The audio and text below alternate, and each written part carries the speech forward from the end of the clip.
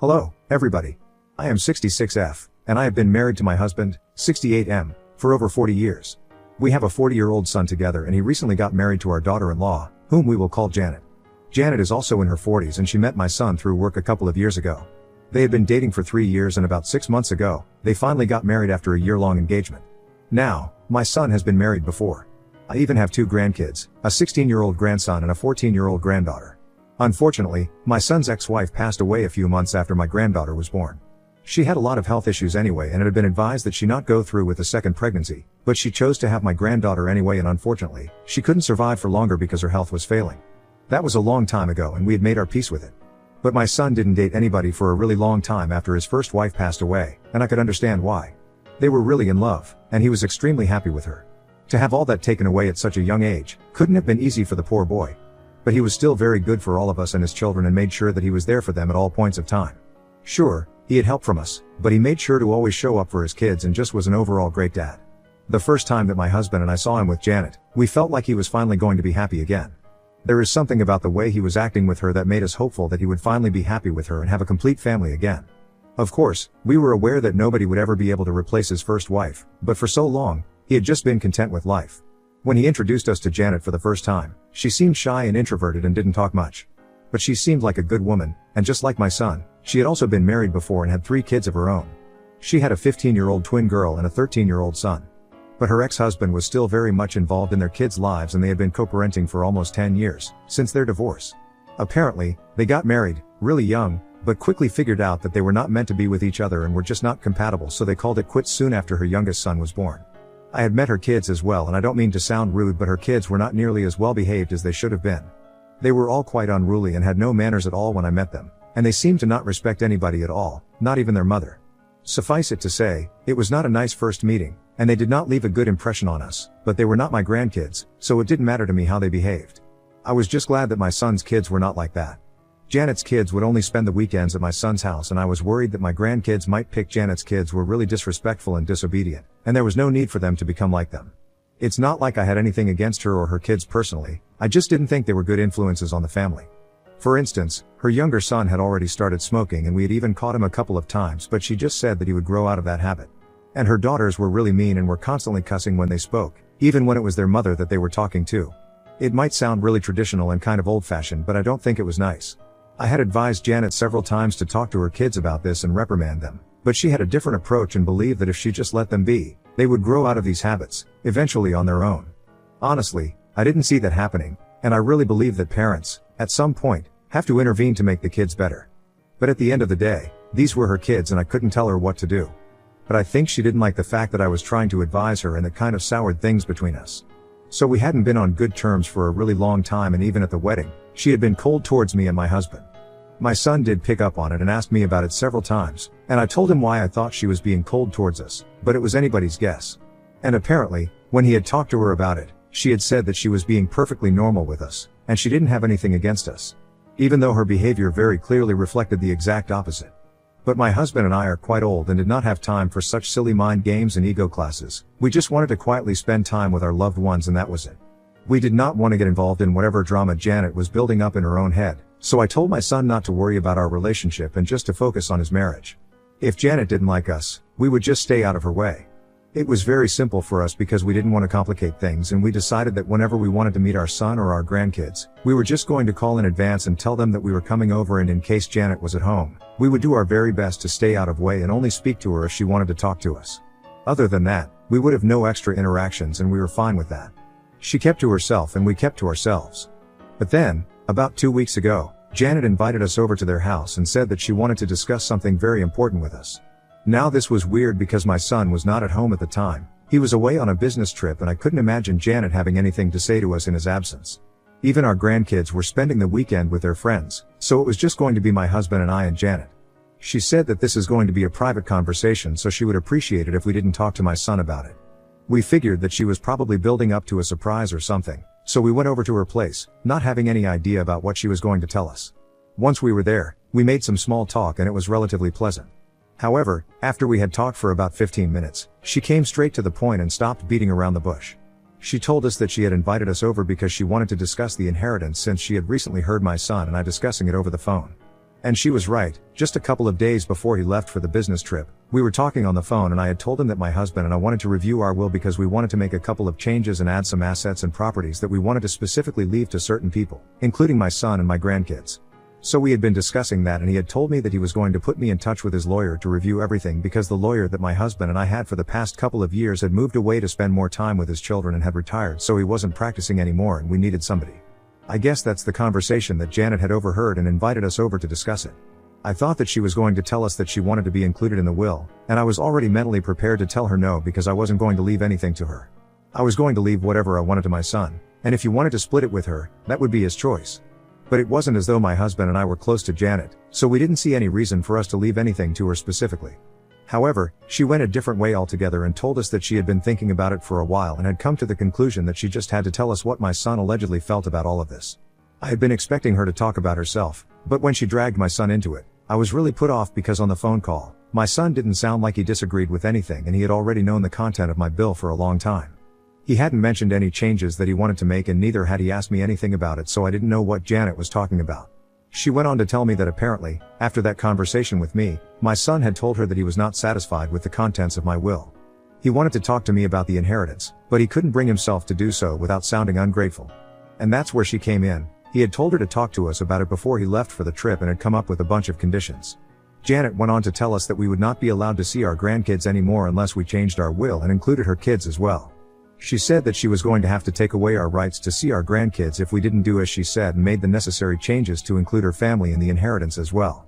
She claimed that this is something that my son had told her to ask of us because he wanted everything to be fair, and leaving her kids out of the inheritance would not be fair. My husband and I were obviously baffled when we heard that because none of it made any sense.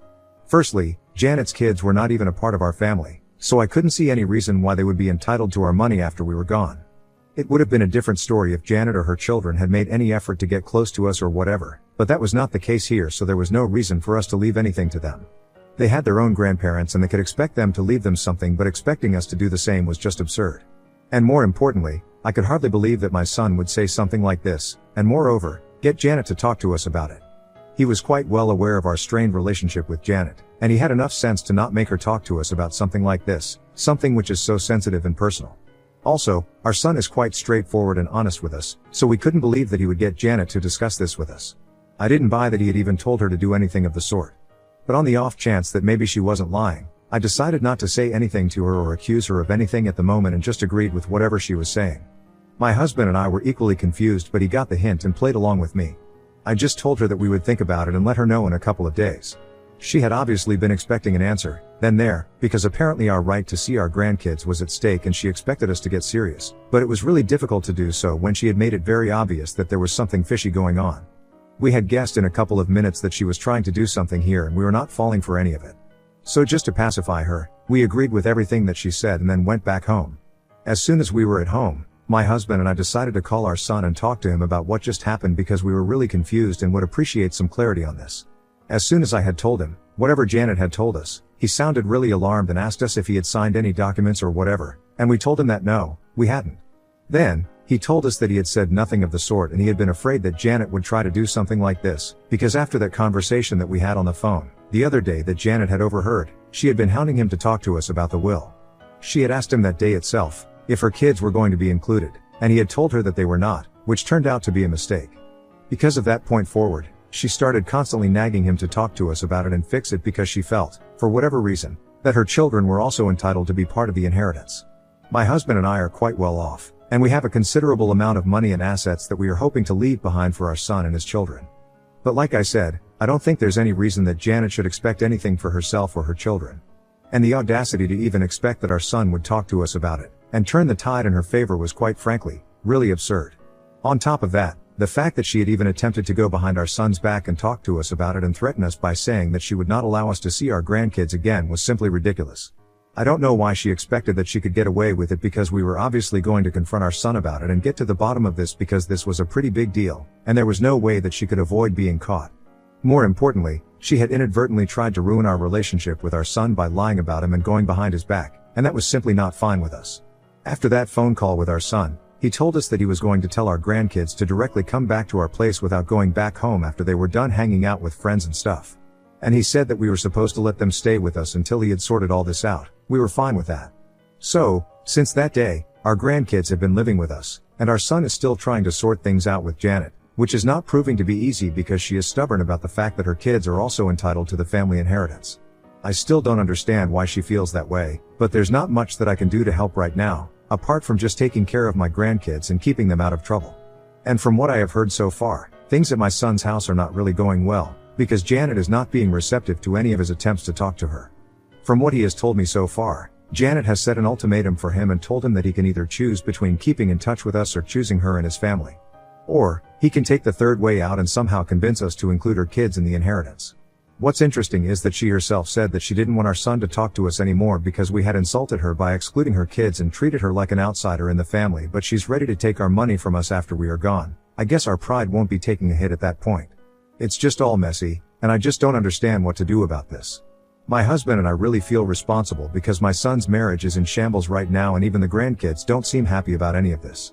It's because my son is quite depressed.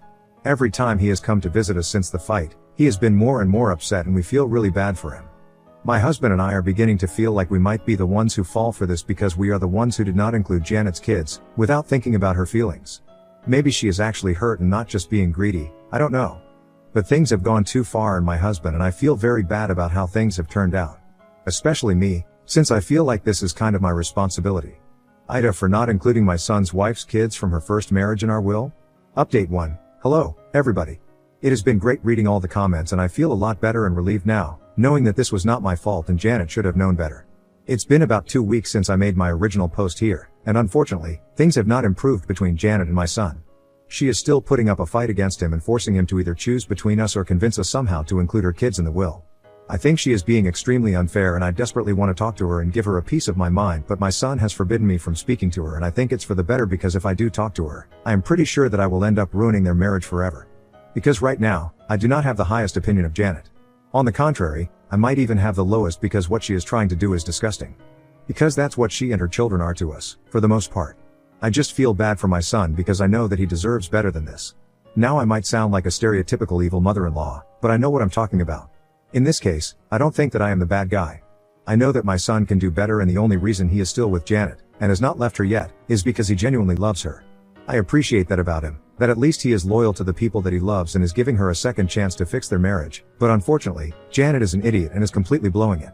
She has the chance to make this work, but instead of trying to be a better person for my son, she's just sticking to whatever she says, and making things even worse.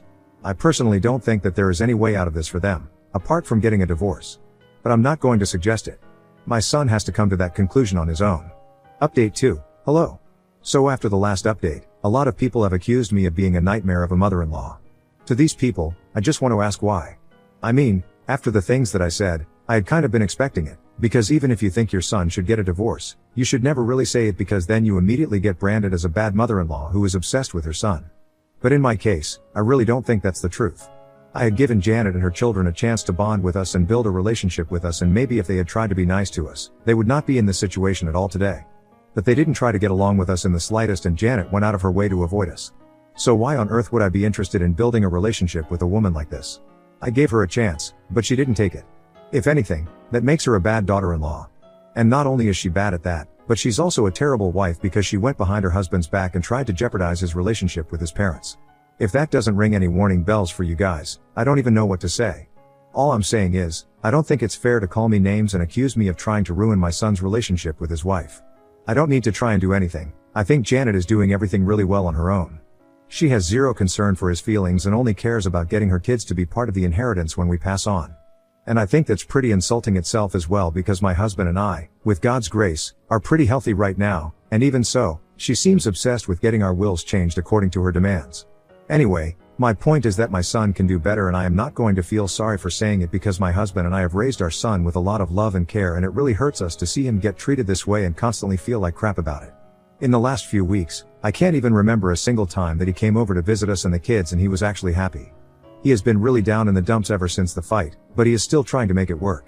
There is no way I'm the bad guy for saying that he deserves better because he really does. Things are still not going well between them, and the last time that our son came over to visit, 3 days ago, he finally said that he might start thinking about getting a divorce because he is finding it impossible to continue living with Janet. She is making it impossible for him, I would say. His kids are still living with us and have been going to school from our house, so the commute is a bit longer than usual, but they are okay with it because they know what their father is going through. We are trying our best to keep everyone happy, but it's becoming really difficult because if our son isn't happy, there's very little we can do to make his kids happy. And we are very close-knit as a family. Say something is affecting one of us, it's eventually going to affect all of us, and that's what's happening right now. None of us are finding it easy to be happy or put on a brave face right now because we know that there is a chance that this might end up becoming really ugly in the event of a divorce, but we are trying our best to be brave and strong for our son, including his kids. We know that we are the source of each other's strength, and right now, he needs us so we can't fall weak. But at least he is not going out of his way anymore for Janet and is facing the facts. He told us that Janet has been refusing to even talk to him for the last couple of days, saying that she's not going to say a word to him unless he decides to cut us off or he convinces us to include her children and consider them for the inheritance as well. The latter is obviously not going to happen, and even my son knows it. At least not at this point. Earlier I might have even considered it, but what she has done is just not okay. We are trying our best to be supportive, but honestly, my husband and I just want our son to file for a divorce already. He doesn't need to put up with all of this because even though he loves Janet, she has made it very clear that she has different priorities. So the fact that he has said the words that he wants to file for divorce and has been thinking about it is a big deal for us because it means that he is finally coming to terms with the fact that this marriage is going to end. Hopefully, this is going to end well, because so far, we know that Janet is capable of being extremely selfish, and we just hope that she doesn't try to screw our son over. Update 3. Hello, guys. It's been almost 3 weeks since my son first started fighting with Janet, and a couple of days ago, he finally came to us and told us that he was filing for divorce, and he had already spoken to his lawyer about it. He had filed for divorce a couple of days ago and Janet was served today.